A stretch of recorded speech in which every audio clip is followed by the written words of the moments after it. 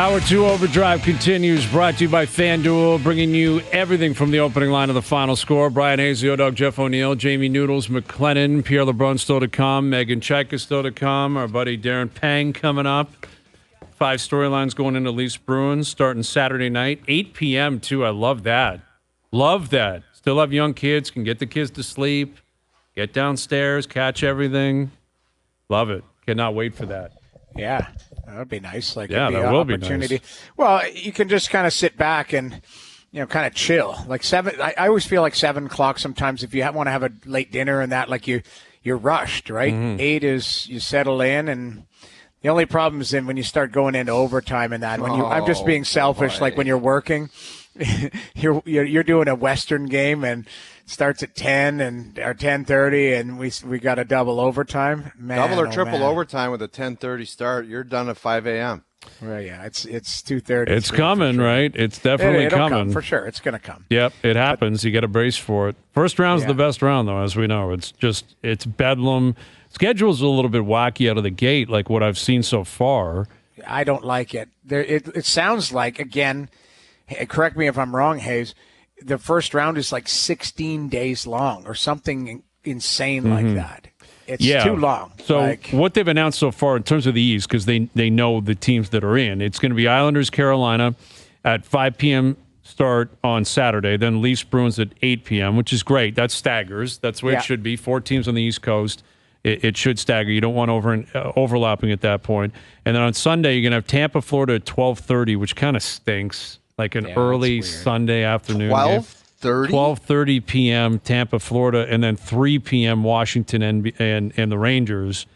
That's about American TV, clearly. Yeah, that's and ESPN then, or TNT doing that. Yeah, and then is it going to be a back-to-back for the? No, it's not. So yeah, and then on Monday they've not officially announced anything, but it sounds as if that's Edmonton. When the West will get going, and maybe there'll be a couple around somewhere in the West on Sunday. But technically, they don't know who Edmonton's playing yet, so I guess they can't really figure that out. I've heard, I guess, rumblings out of Edmonton. It's like Monday, Thursday there. Yeah, which is that's silly. I hate that's that awful. too. It's an awful start.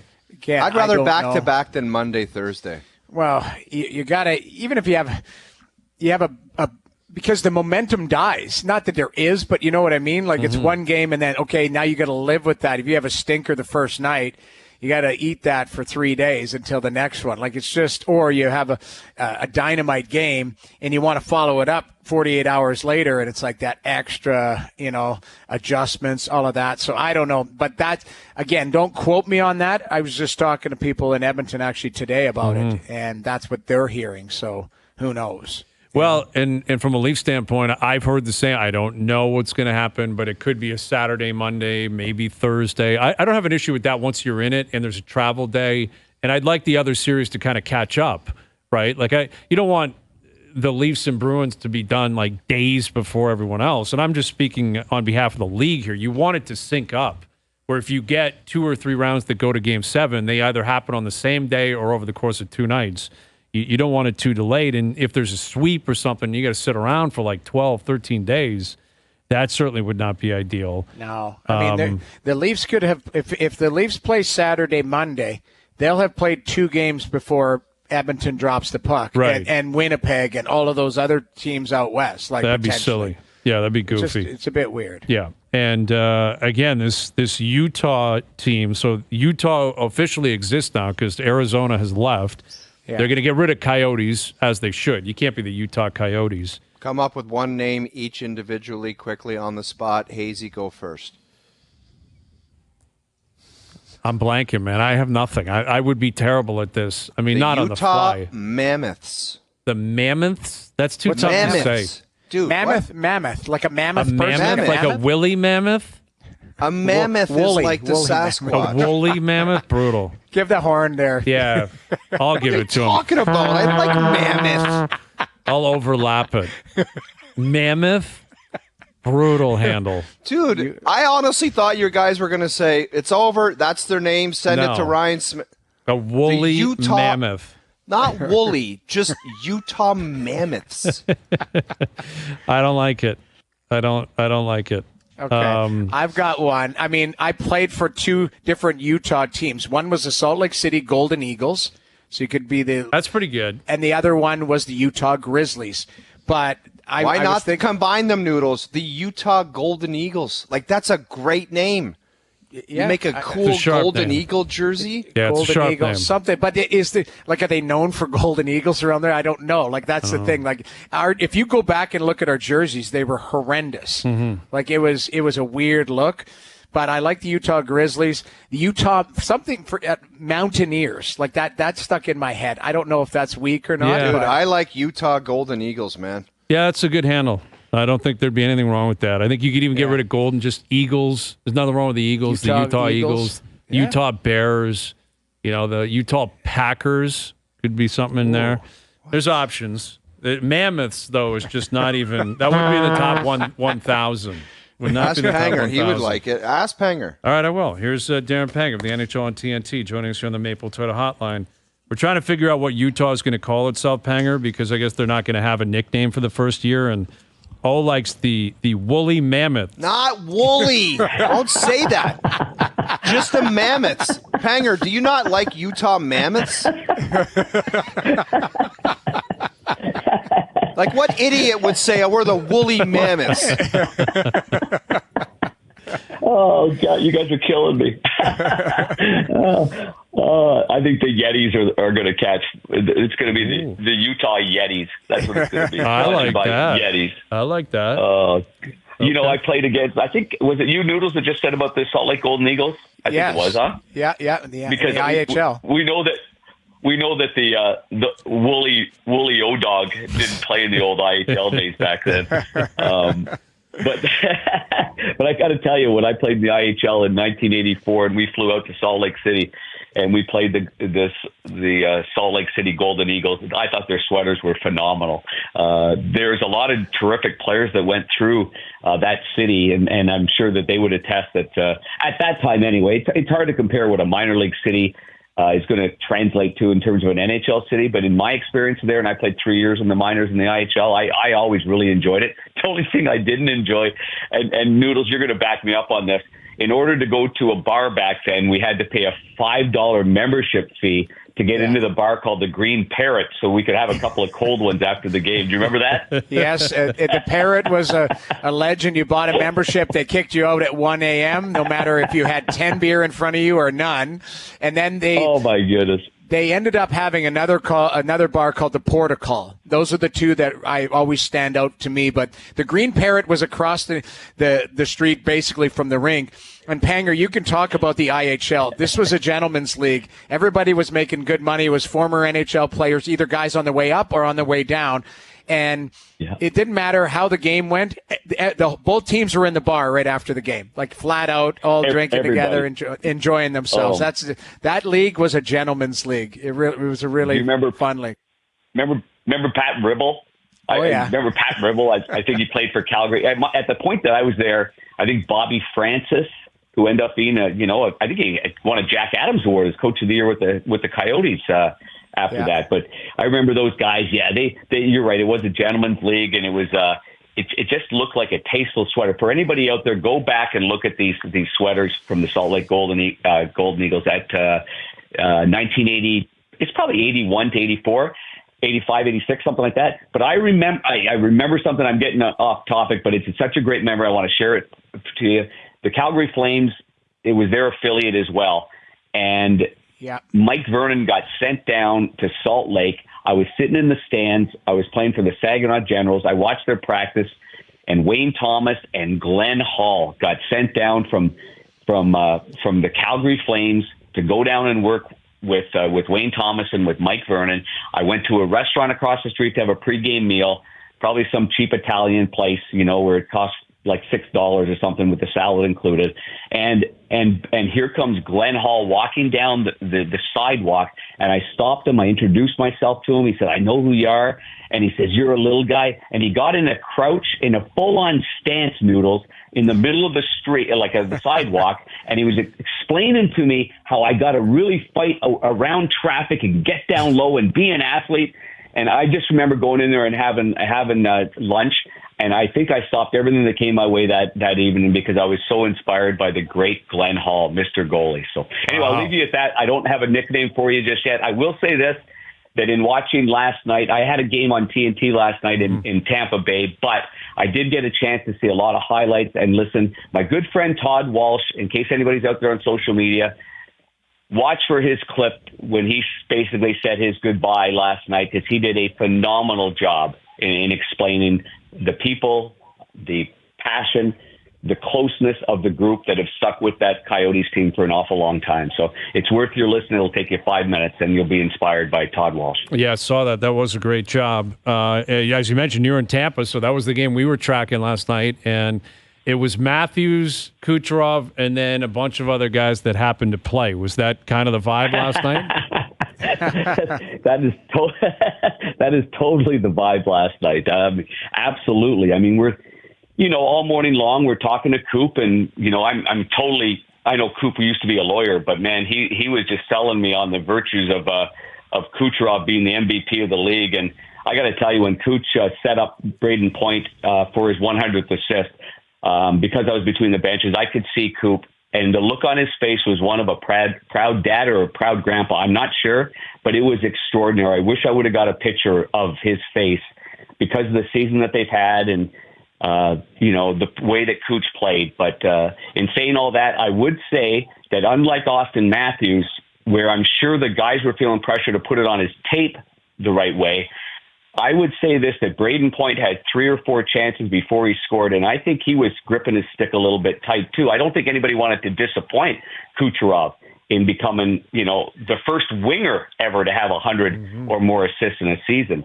And so when it was Braden Point that he scored, the go-to guy for Kucherov, it was a pretty exciting moment. And for those that weren't there, the fans, they were really into it, and everybody knew exactly what happened. On the other side of it, I was disappointed that Austin didn't spend the full 2 minutes on few power plays, to be honest with you. I was disappointed that guys didn't work harder to get him the puck, although he did have 16 attempts, I think, in the game, and was robbed by a guy playing in his 5th game, Matt Tompkins. Yeah, 6th game, yeah, exactly. Tough night for him. I saw Tompkins after the game, Noodles, and I said, you know what you just did, right? And I said, you just eliminated one of the best scorers I think he's going to end up being one of the best scorers of all time. You denied him his first 70-goal season. You got to be pretty proud of that. The kid's face he was shining. He was just, he's got very little experience. It was quite a monumental task, and they were without a lot of players as well. And yet he stopped him a number of times and made some great saves. Panger, looking at some series coming up, Brian was talking about just what kind of intrigues him as far as the matchup. If you would have if you look at Florida, Tampa, or Boston, Toronto, what would be more difficult for you to kind of sway towards one team?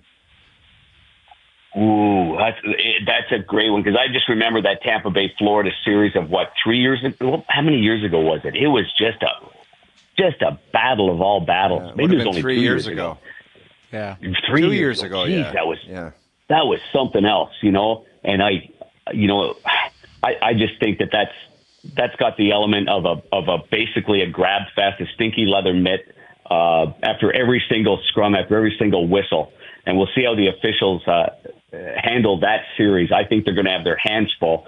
I mean, listen, there's so much history with Boston and Toronto, and I know for a lot of Leafs fans, a lot of it's the negative history. But, I'll say this. If it gets to a 7th game and Toronto has that opportunity, I'd like to see how Boston reacts to playing on the 7th game on home ice again. They lost in 19 to the Blues. Last year I did Game 7. They didn't particularly play great against the Florida Panthers. They were okay, and they were in it. But at the end of the day, they didn't get a whole lot from their top guys. And so that would be interesting. I just think you've got to extend the series as long as you can, even though they didn't have success in the regular season against them. With Darren Pang, yeah. I mean, up here in Toronto, obviously, we're aware of the history. You're aware of the history. And it's difficult to envision, any success against Boston because they haven't had it a long run. Yet last year, you and I brought this up in the last segment, the Leafs won a round, and Boston didn't. And I don't think enough is being made of the fact that Boston choked away a series last year, and Ullmark in particular really played poorly. Like, the focus in Toronto is Toronto. I would assume in Boston they're focused on what the Bruins have been through and, what they ran into last year. Like, the Leafs are what they are, but when you look at Boston, what do you think can be picked apart? What do you think the attack will be for Keefe and company?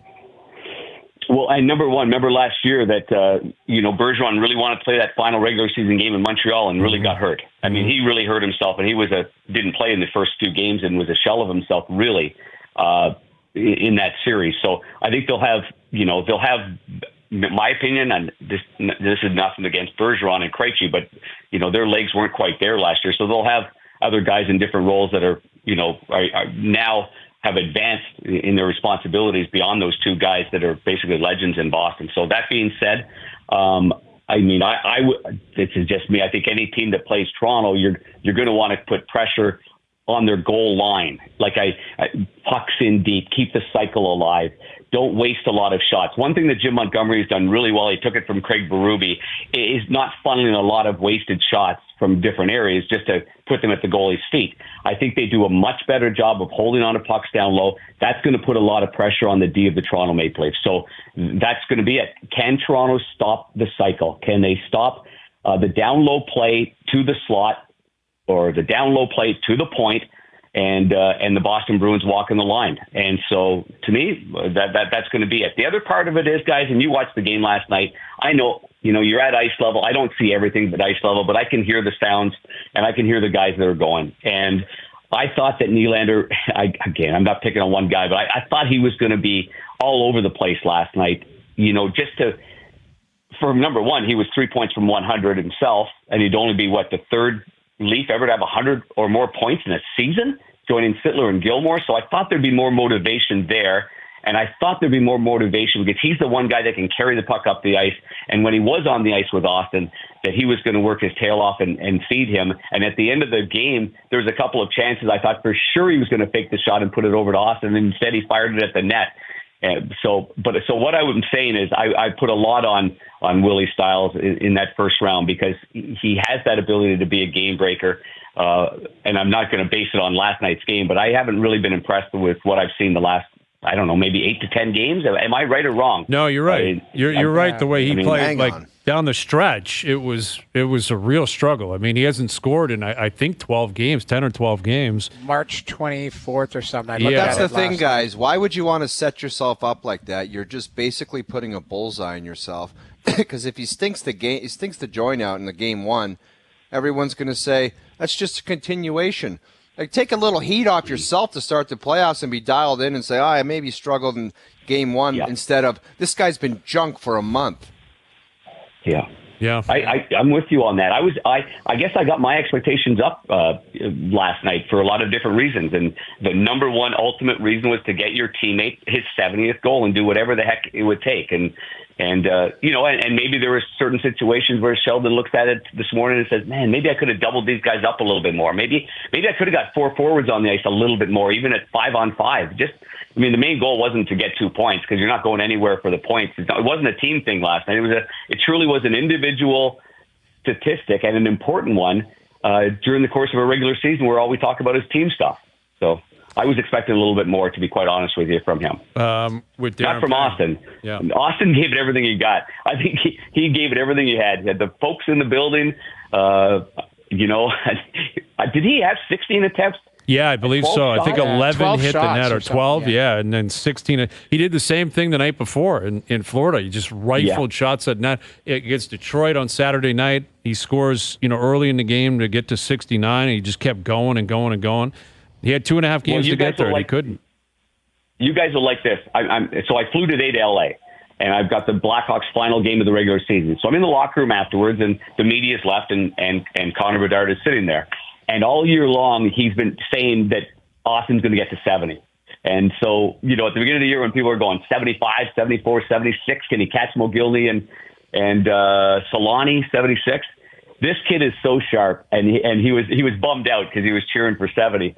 And I said, boy, he had 10 shots on goal. Not like he didn't. He goes, well, no, he had 12. He had 16 attempts. He knew the numbers. He followed that game, and he was hoping that Auston was going to score. So it's great to see that these young players aren't just young players that play video games. This kid loves the game of hockey and watches everything out there. Well, I'm looking at his stats. Like, this will be game 68 for him tonight. He's got 22 goals, 39 assists, 61 points. He's 18 years old. He's on, obviously, a team that's really struggling here. But how do we project Bedard's, second season? And do you think is he the guy that you would circle over the next 20 years that will take a run at Matthews and maybe pushing 70? Is he the only guy that can do that, or is there anyone else in this league that could push 70 at some point? Boy, that's a really good question. I will say this, that we asked him this morning. We're just goofing around. We're talking about Nylander being 2 shy of 100 assists and 1 shy of 70 goals for Auston. And I said, well, what would you rather have? And he goes, 70 goals for sure. So to give you an idea, I mean, he likes to make plays. He sees the ice well. He's going to have to get surrounded by better players. That's just the facts. I mean, you don't waltz around this league scoring 70 goals without having some players with you. And I think one of the amazing things about Auston scoring, 69 this year, and he'll get to 70, and I'm sure he'll get to 75. But he doesn't have Cale Makar on the back end. He doesn't have Paul Coffey on the back end.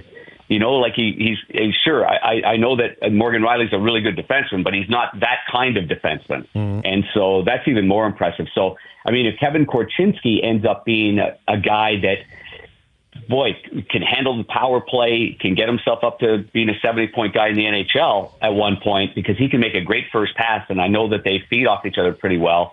And then you surround him, now you got to surround him with some big guys on the wing. I think he's a long way off for that. Can he do it? Yes. I absolutely think he can do that.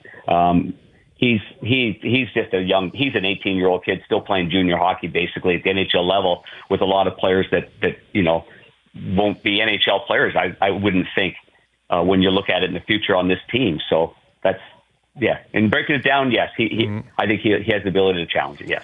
All right, Panger, we'll leave it there, buddy. Enjoy your final regular season game and into the playoffs, and we'll do it again soon. Mammoths. Sounds great. The mammoth, the woolly mammoths. Oh, woolly mammoths. No, I like it, dog. Woolly, Panger. It's just the mammoths. God. Jesus, you guys. Thanks, Panger. There's Darren Pang joining us here on the Maple Toyota Hotline. Check out Maple Toyota's huge truck and SUV lineup, including Tundra, 4Runner, Highlander, and Grand Highlander, in stock and ready to deliver. Visit mapletoyota.com. Got a note. Yeah. Got a note, Hazy, from one of the most respected men in Collingwood, Andrew Fawcett. And he said the Mammoths, I don't know why anyone would go anywhere different than that. It's a perfect name. You are getting support. A lot of people are saying drop the plural, just Mammoth. Utah Mammoth. And that's not bad. I think the Eagles are the Golden Eagles. Yeah. Go back, and that's not bad. You know what? Some people are really creative in saying you should call it the Utah Phoenix to troll the Arizona Coyotes. Yeah. Call them the Phoenix. See, when Panger was talking about Salt Lake, that was Calgary's farm team. Mm-hmm. So they had Flames colors. They were just called the Golden Eagles.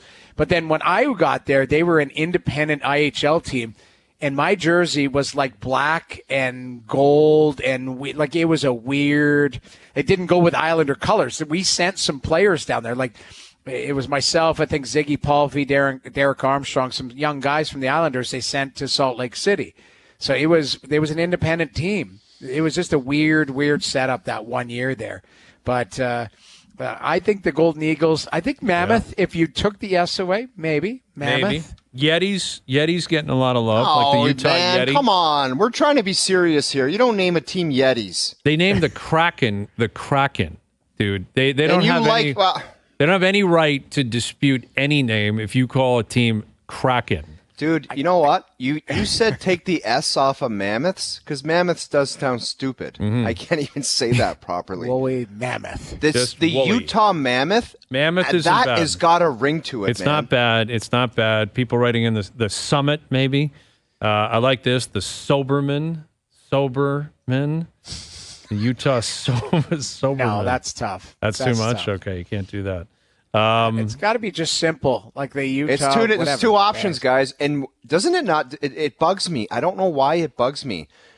You're going to wait a year for a team? Why would you want to do that? I know. You got to get on it. You get some smart people in a room. It takes 2 hours. I'll fly down there and sit the guy down and say, it's the Utah Golden Eagles or the Mammoth. Let's pick one. Let's come up with a cool logo.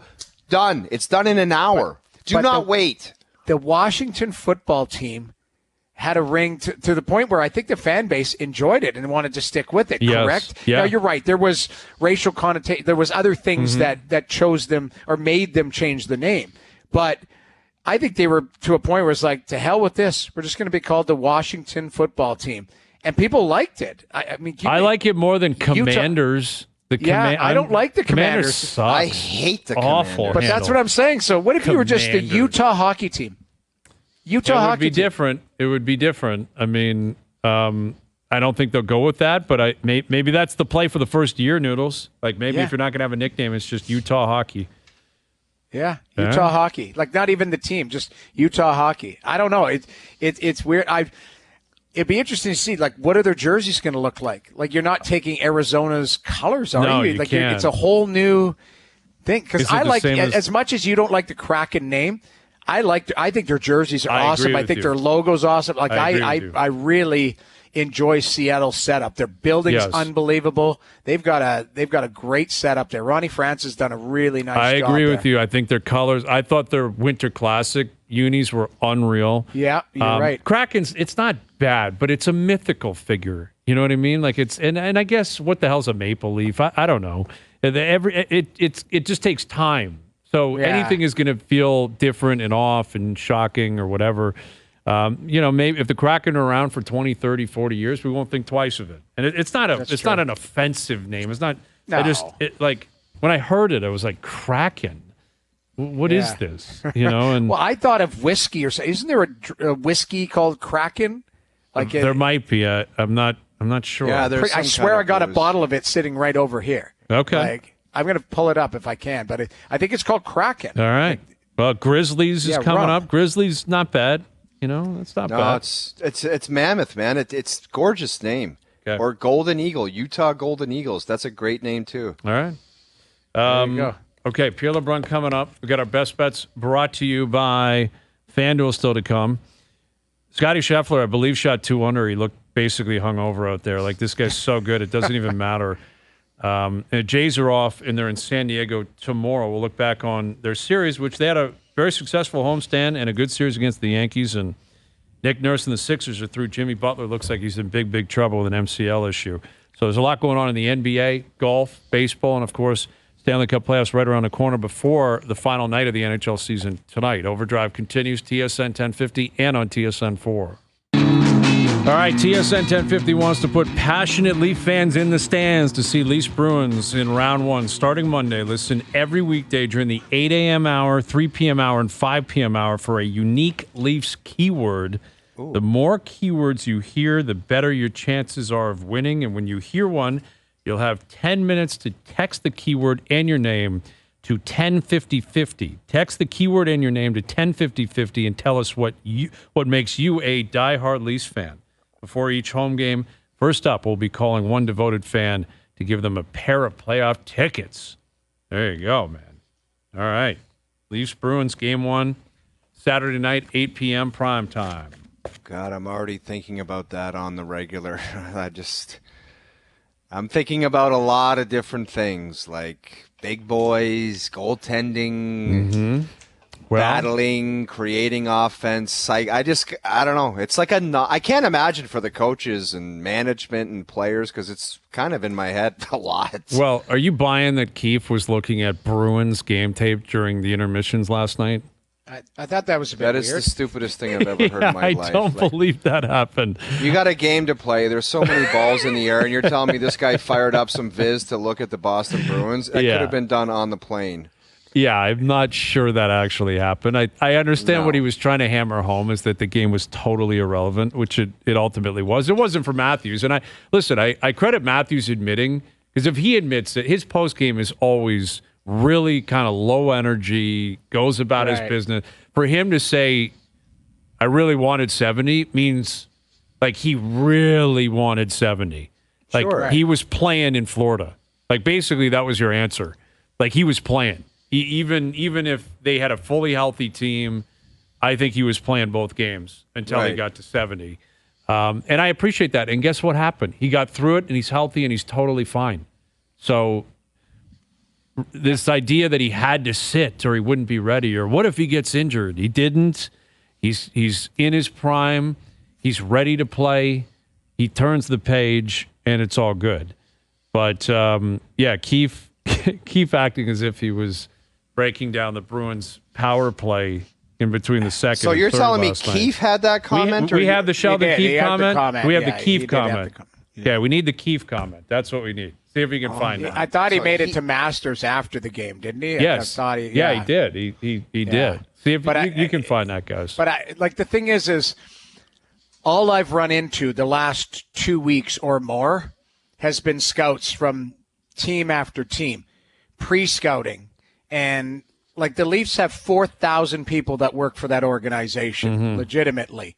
I guarantee you they've got scouting report after scouting report of what the Bruins have been doing, what the Florida Panthers have been doing, because I guarantee you a month ago or more, they probably started looking at potential opponents and going, we got to dig into them. We got to dig in. So the fact this isn't new, Sheldon Keefe, I guarantee you, has probably been doing some due diligence behind the scenes, as the organization should have, just like the Boston Bruins have been doing, and just like the Florida Panthers and every other team has been pre-scouting. You have to pre-scout. You don't just start opening the video today and go, oh, okay, what's this team all about? Who they got on this team? They know. They know. They've played them 4 times this year. They know the team. Like nothing's going to sneak up on them. They're going to work hard to get ready and get their team ready. That's right. I think that's what they need to do. I agree with you. That's precisely what's coming. And I've got 5 storylines that are none of these are in particular order,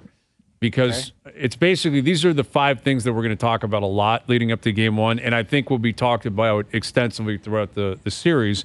And depending how they all play out, will likely factor into who ends up winning this series.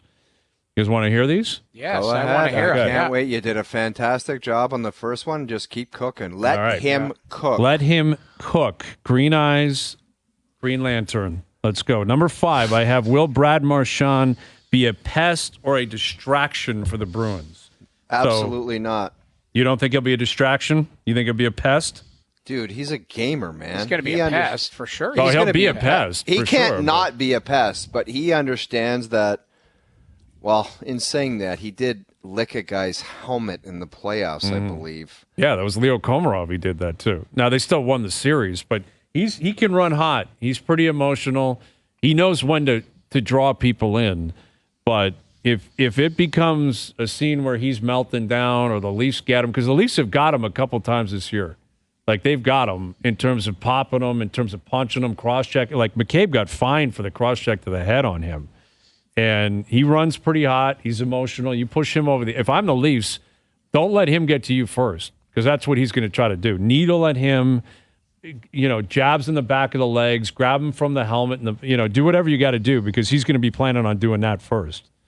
You can get to him first. Marchand is going to factor into this series. But you got to understand that part of the reason he does weird things is when you're that competitive and you care that much, sometimes it leads people down a path where they do stupid things. It's not an excuse, but I would rather try to calm a guy down and continually say, can you stop being an idiot, than opposed to saying, wake up, are you going to start playing? I'll take it every time, Yeah, Hayes. of course. I'll take it every time. No question about that. Yeah. No, I think he will be a pest, but he'll be a factor of probably on games that Boston's winning. He's winning that battle and that agitating battle, and games that they're losing, that's where they've got to him, and you carry it over type of thing. Like he is going to be front and center, make no bones about it. Like, he's going to be front and center. He will be a storyline every night. Whether that's a positive or negative, that's up to him, and that's up to the Leafs and how they control that. And he's the number one guy for if you're a Leaf fan, when you think of the Bruins, he was there when they won the Cup. He's the only hangover. I believe he's the only guy there from 13. You look at the 13 up 4-1, 11 minutes to go. That was Brad Marchand. Like, he was out there and he was factoring in when Char was scoring and Bergeron and Lucic. He was on the ice for all of it. He has been the consistent. He's the captain. He's been there forever. There's a long history with basically every team in the league in this guy, but certainly Leaf fans and what Marchand represents. And the idea of losing to the Bruins is one thing. It's like there's another chapter to that, losing to Brad Marchand, like, because you have to appreciate how great he is. He's a great, great player. But if you can get him, like, that's the amazing thing about Leaf fandom right now and the mentality of it all. Obviously, you'd love to see them win a Stanley Cup. If you're a Leaf fan, you've been waiting for it your whole life. The large majority of fans have never seen it. The truth is, forget 1967. They haven't been on a real run since like 2002. Like, it's been 22 years since they got to a conference final. So there isn't even an understanding of what that looks like. And what I mean by that is there are a lot of Leaf fans, and this is a defeatist attitude, that if they just beat the Bruins, people will be ecstatic. They beat the Bruins and lose in the second round. Hey, you beat Boston. Wow. Thank you very much. At least you didn't drop to the Bruins again. Attitude. It's a complete loser attitude, but it's an understandable one because, again, it's Stockholm syndrome. Like, there's no reference point of them going on a deep run. So at this point, you chip away at any victories you can get. All right, number 4. Can the Leafs kill enough penalties? Massive storyline. Their penalty kill has struggled all year. It has not looked great down the stretch here. The Bruins, we had Raycroft on yesterday. He said their power play hasn't been great recently either, but they got some killers on that unit. And like Pasternak in particular, is going to find his stick. Can they kill penalties? I think the number 4 is going to tie into the number 1. So I will leave it at that. Okay. But we all know who your best penalty killer is. Yes. Oh, yeah. Now, again, anyways, these are not necessarily in a particular order, but I know what you're getting at, and why don't I get to it? Because I have it at 3. I actually have it labeled as who plays in net, and this applies to both teams. Okay. I believe it'll be Samsonov. We'll see about the Bruins. They said today that they have a plan. They've already told the goalies. I think it'll be Ullmark. I could be wrong. Swayman went 3-0 against the Leafs, though, and his numbers were great. I think Swayman was better than Ullmark this year. It could be wrong. I don't know how you feel about that, Noodles, but I mean, Swayman had. If you look at them, they're both number 1 goalies. Yeah. Like they're both very impressive. They're both like it's funny. Like, you might see all 4 goalies, but like I'm in the minority when it comes to this. The Boston Bruins have an unbelievable tandem, and what they did last year is they started Ullmark the first 6, and then they went to Swayman in Game 7. Mm-hmm. You could argue that they go, hey, we might split the first 4. Give me your best, and have that internal competition. Split? I hate that idea. Yeah, but the point being, I know. The point being is this isn't, Roberto Luongo to Jamie McLennan. These are both.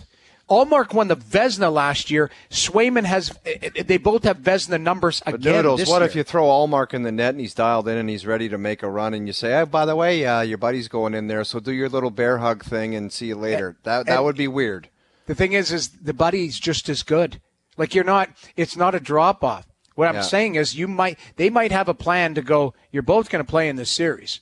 The only counter is if a guy's on fire, you might take him off the path a little bit, and how much sense would that make? That would be the only counter. I understand that, but what you're doing is straying away from what has brought you success.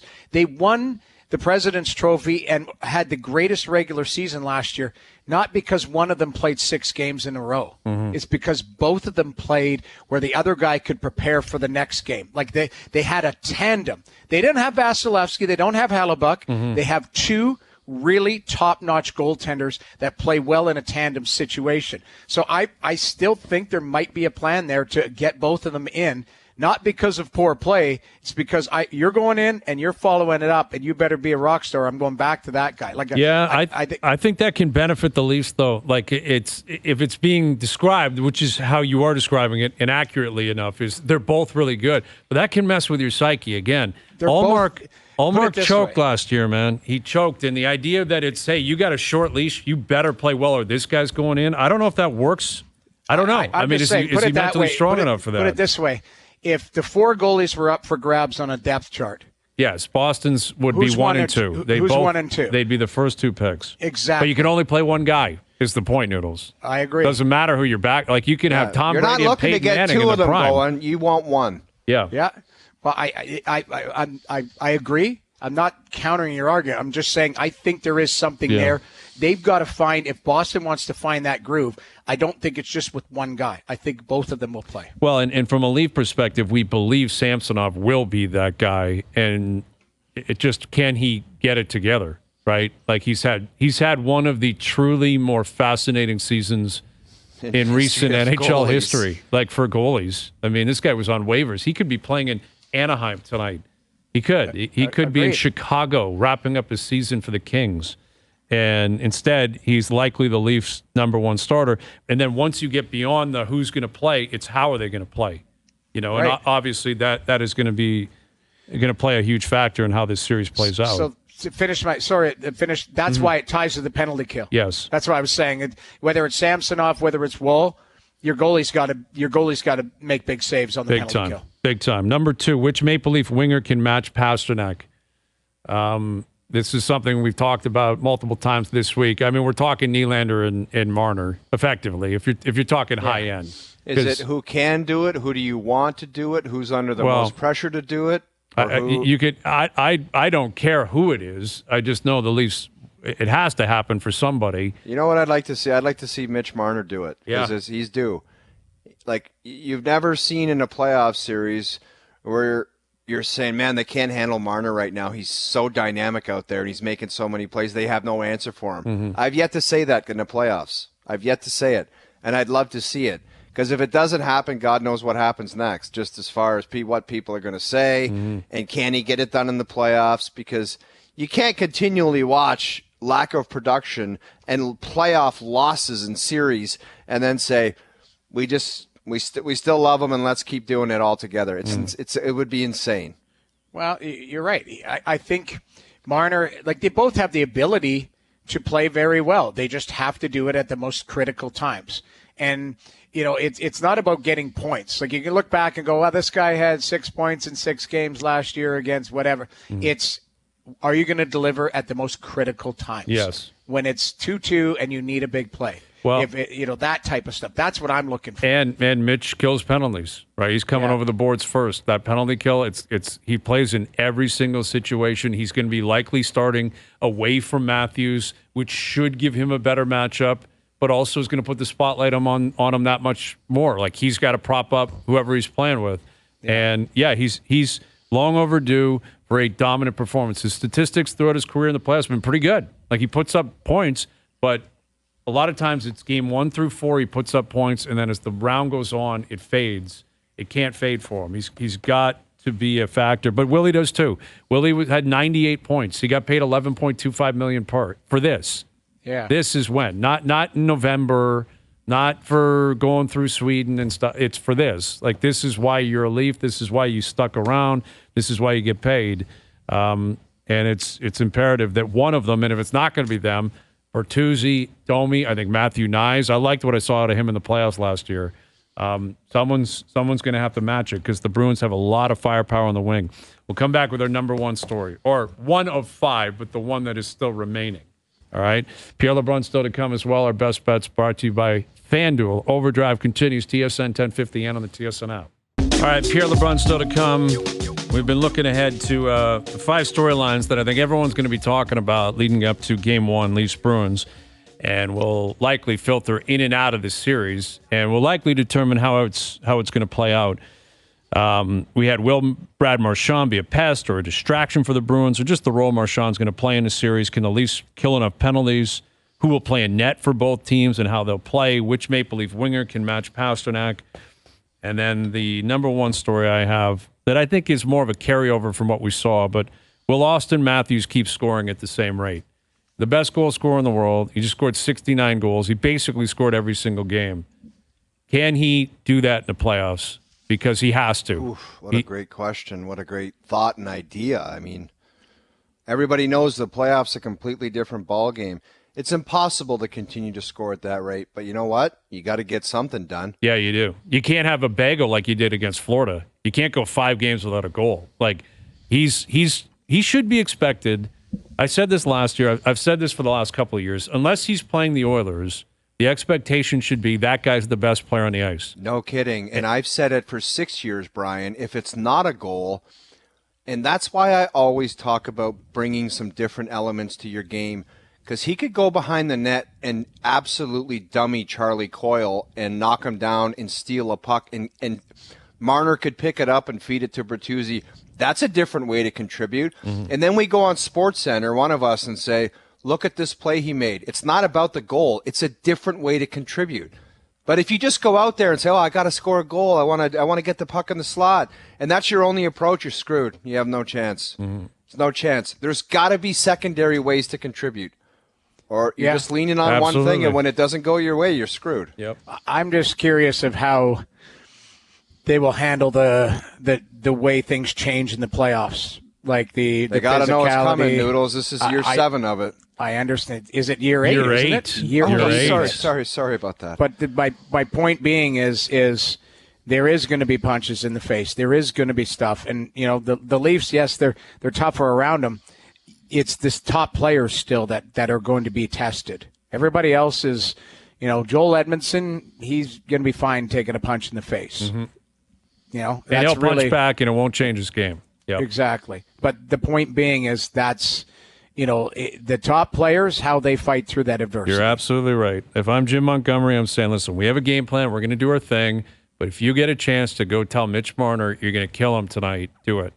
And if you get a chance to ragdoll Matthews, do it and see what he does. And I think it would be in their best interest, and Keefe maybe should be telling them this. If anyone touches you in the first game, you have a free pass. Make sure you hit back. Punch. If you take the extra 2, we'll kill it, and it's all good. Do not put your head down. Do not skate to the bench and look at the ref and say they were mean to me. If you do that, they're screwed. That is, I totally agree with you. Like that's one that's almost separate from this. Is because we say that we're talking about Florida and Tampa. Tampa's going to fight. Like Florida will try to drag you in. Kucherov and them, they'll be like, well, let's go. Whatever you want to do. Yeah. Like, we're ready for that. The Leafs have to prove they can do it too, because Boston's not as big and tough as they were 10 years ago either. This isn't like the big bad Bruins. There's no Lucic running around. No, there's not. No, Chara's not out there. It's playoff hockey. That's all it is. Exactly. It's not fighting. It's fighting through and competing. Yep. All right, final hour coming up. OverDrive continues. TSN 1050 and on the TSN app.